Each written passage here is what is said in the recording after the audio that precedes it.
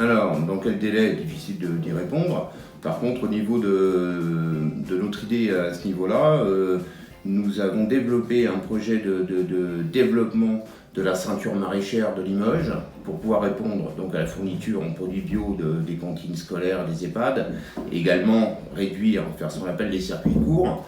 Et si nous développons ce type de culture, il nous faudra effectivement du compost que nous pourrions produire avec les déchets alimentaires produits eux-mêmes par les cantines et par les EHPAD.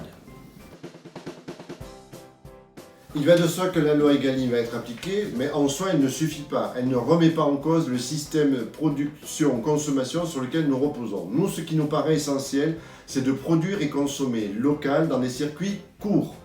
Il va de soi que pour les cantines, par exemple, nous allons engager un processus permettant, au bout de 6 ans, d'être à 100% bio dans toutes les restaurations publiques de la ville de Limoges. D'une part. D'autre part, la lutte contre le gaspillage, bien sûr, va accompagner ce processus, mais ce qui nous paraît le plus important, c'est de développer des productions locales pour des consommations locales. L'économie circulaire, les circuits courts sont au fondement de notre politique publique en matière d'alimentation.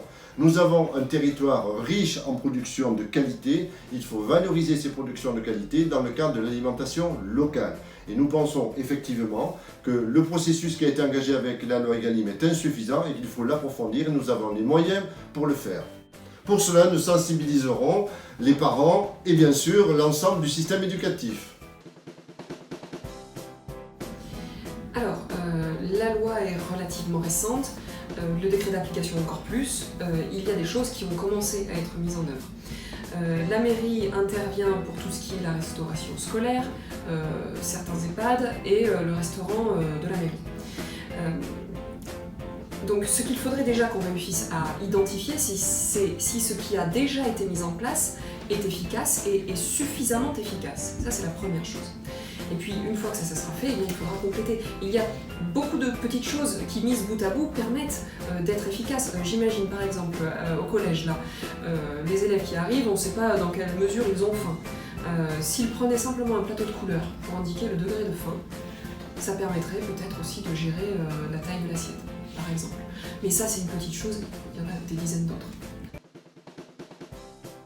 Donc, dans le cadre du développement d'une ville durable, nous avons deux axes programmatiques. Le premier étant la création d'une régie municipale qui permettra, en concertation donc avec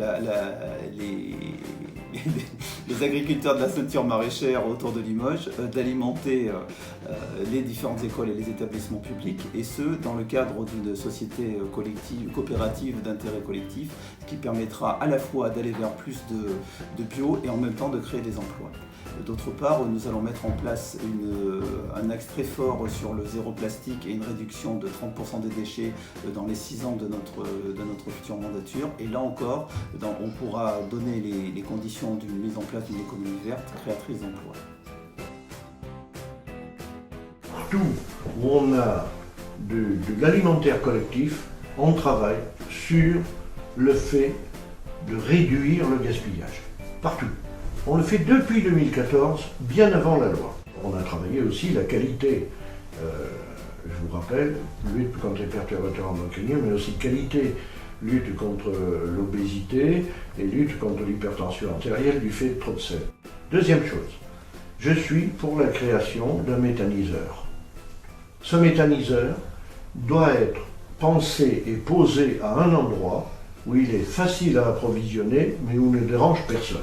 Et à partir de tous les déchets verts, on doit faire du digestat pour produire du méthane, avec lequel on va produire de l'électricité pour produire de l'hydrogène. Et on aura une vraie chaîne de production d'hydrogène vert, parce que pour moi, l'hydrogène, aujourd'hui, se présente comme le carburant propre de demain. Ces nouvelles obligations, elles sont très faciles à appliquer lorsqu'il s'agit de collectivités territoriales qui ont sous leur responsabilité la responsabilité collective, qu'il s'agisse des restaurants scolaires ou qu'il s'agisse des EHPAD. Et c'est vrai que nous devons imaginer un meilleur traitement des déchets, nous devons imaginer une meilleure alimentation, beaucoup plus saine peut-être, qu'il s'agisse des enfants, des crèches, des écoles ou de nos aînés. Et je crois qu'effectivement, cette loi Egalim peut très très vite être mise en application. Il n'empêche que nous avons des déchets, nous avons des traitements de déchets à réorganiser. Pourquoi ne pas imaginer des composts, par exemple, pour des jardins que nous comptons ouvrir et que nous avons appelés les jardins partagés. Tout cela se pense, tout cela se réfléchit ensemble, donc avec les différentes structures de la ville. Actuellement, je suis maire adjoint à Riac-Rancon, en charge notamment de l'environnement, et j'ai eu à mettre en œuvre ce dispositif à la commune de la cantine de Riac, où ça fonctionne très bien. Donc, nous l'avons fait en lien avec les services de Limoges Métropole, puisque c'est Limoges Métropole qui a la compétence déchets, on appelle ça propreté, compétence déchets, c'est eux qui ont ça en charge. Donc nous avons travaillé avec eux et avec des spécialistes du sujet, et le point essentiel pour progresser dans ce domaine, c'est de faire prendre conscience aux enfants de l'importance de trier leurs déchets et de bien choisir la quantité d'aliments qu'ils prennent au moment du service. Et ça fonctionne très bien quand c'est ludique et qu'ils sont associés au projet dès le départ.